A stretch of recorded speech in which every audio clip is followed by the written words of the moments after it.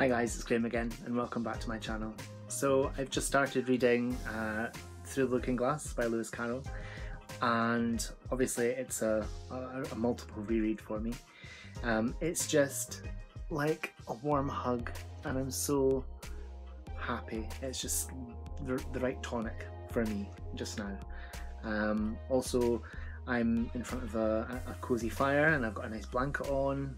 It's just lovely. I feel safe and warm in my house, and hubby is home. He's working from home now, so he's through in the lounge setting up his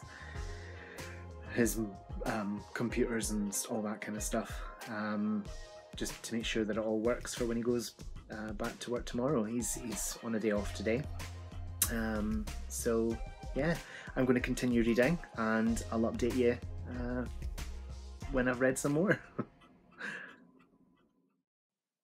'Twas brillig and the slithy toves did gyre and gimble in the wabe.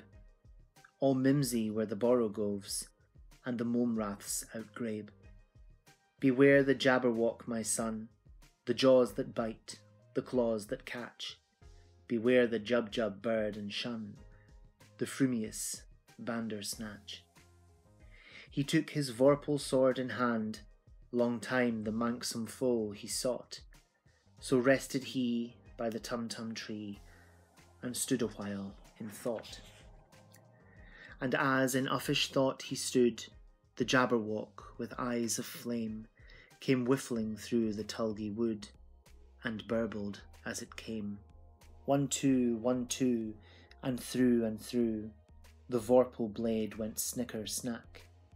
He left it dead, and with its head he went galumphing back. And hast thou slain the jabberwock? Come to my arms, my beamish boy, O frabtious day, calloo, callay, he chortled in his joy. 'Twas brillig and the slithy toves did gyre and gimble in the wabe. All mimsy were the borogoves, and the momraths outgrabe.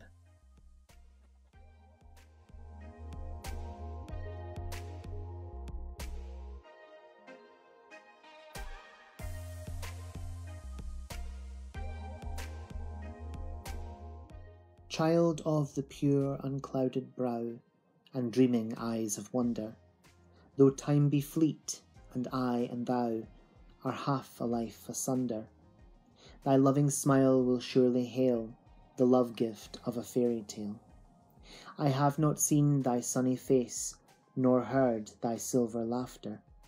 No thought of me shall find a place in thy young life's hereafter.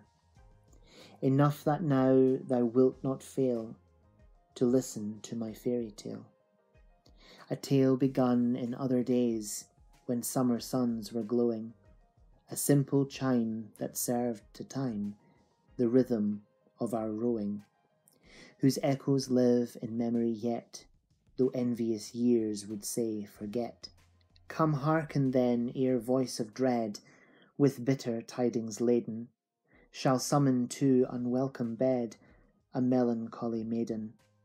We are but older children dear, who fret to find our bedtime near. Without, the frost, the blinding snow, the storm wind's moody madness, within, the firelight's ruddy glow, and childhood's nest of gladness. The magic word shall hold thee fast, thou shalt not heed the raving blast. And though the shadow of a sigh may tremble through the story, for happy summer days gone by, and vanished summer glory, it shall not touch with breath of bale the pleasance of our fairy tale.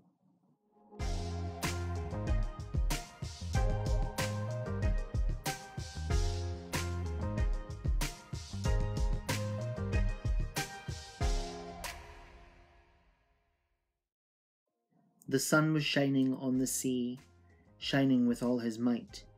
He did his very best to make the billows smooth and bright. And this was odd because it was the middle of the night.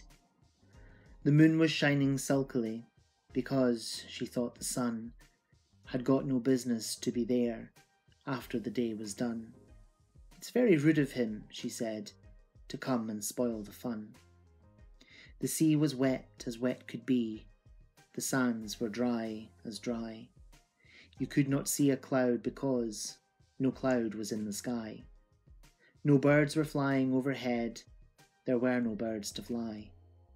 The walrus and the carpenter were walking close at hand. They wept like anything to see such quantities of sand. "If this were only cleared away," they said, "it would be grand." "If 7 maids with 7 mops swept it for half a year, do you suppose," the walrus said, "that they could get it clear?" "I doubt it," said the carpenter, and shed a bitter tear. "O oysters, come and walk with us," the walrus did beseech, "a pleasant walk, a pleasant talk, along the briny beach. We cannot do with more than 4, to give a hand to each." The eldest oyster looked at him, but never a word he said. The eldest oyster winked his eye and shook his heavy head, meaning to say he did not choose to leave the oyster bed. But 4 young oysters hurried up, all eager for the treat.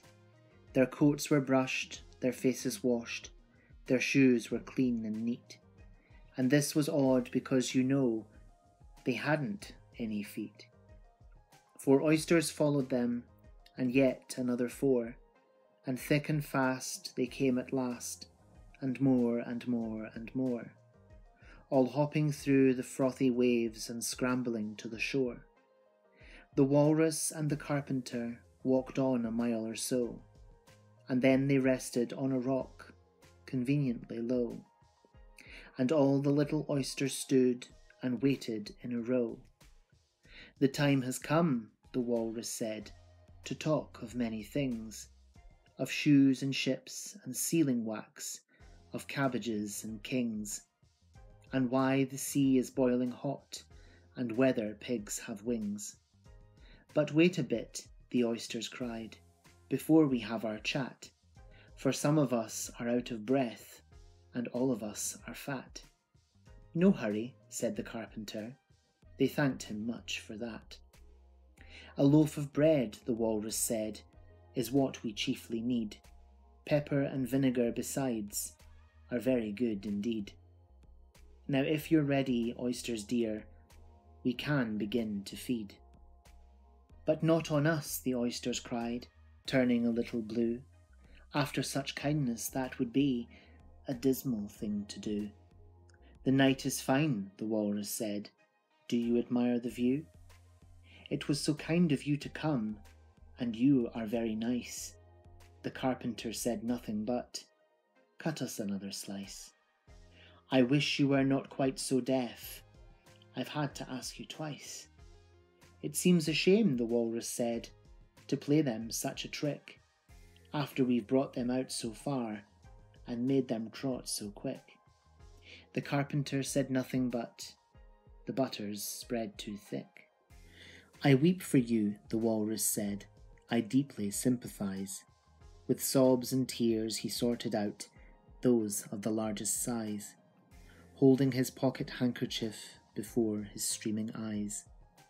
"O oysters," said the carpenter, "you've had a pleasant run. Shall we be trotting home again?" But answer came there none.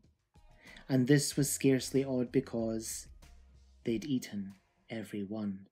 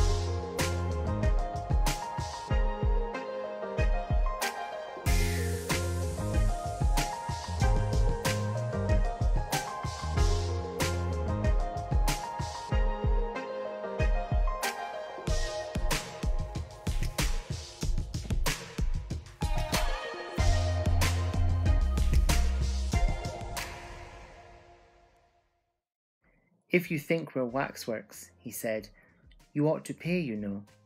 Waxworks weren't made to be looked at for nothing. Nohow." "Contrariwise," added the one marked D, "if you think we're alive, you ought to speak." "I'm sure I'm very sorry," was all Alice could say, for the words of the old song kept ringing through her head like the ticking of a clock, and she could hardly help saying them out loud.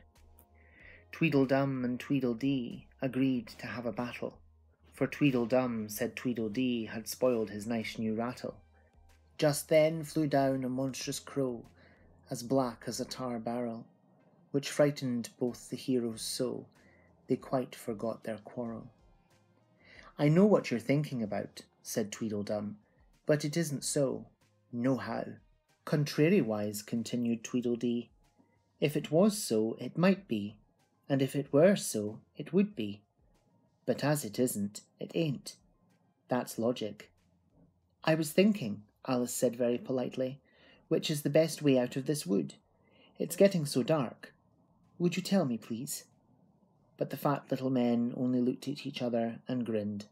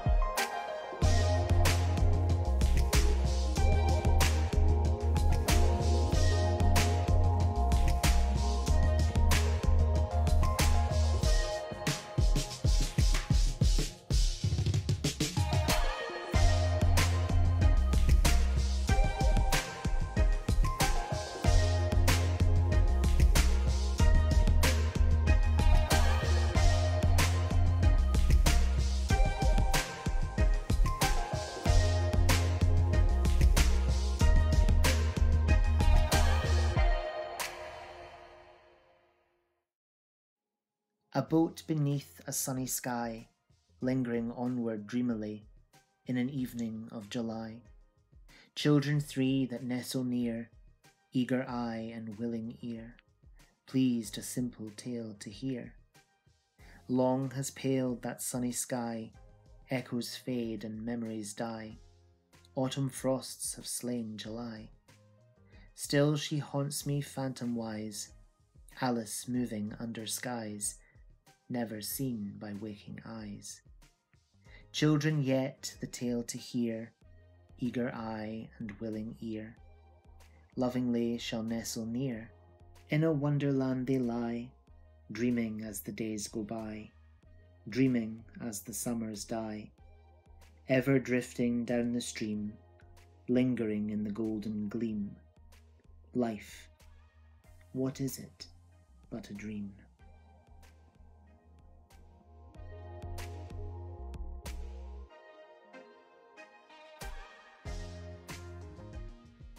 Well, that's the end of part 2 of my reread of Alice's Adventures in Wonderland and Through the Looking Glass by Lewis Carroll. I read both these books again for Hannah Tay's Readathon, the theme of which was favourite books. I thoroughly enjoyed taking part. I still have one more book to read. I don't know if I'll get to it, but we'll see. It's Matilda by Roald Dahl. Anyway, I had so much fun rereading these books, and I had so much fun participating in this readathon. Thank you so much, Hannah, for creating it. It was brilliant. So yeah, whatever you're doing, I hope you have so much fun doing it. Whatever you're reading, I hope you love it. Stay fabulous, be amazing, be yourself, be safe, stay at home, and keep your hands nice and clean. And I hope that the lockdown isn't treating you too harshly.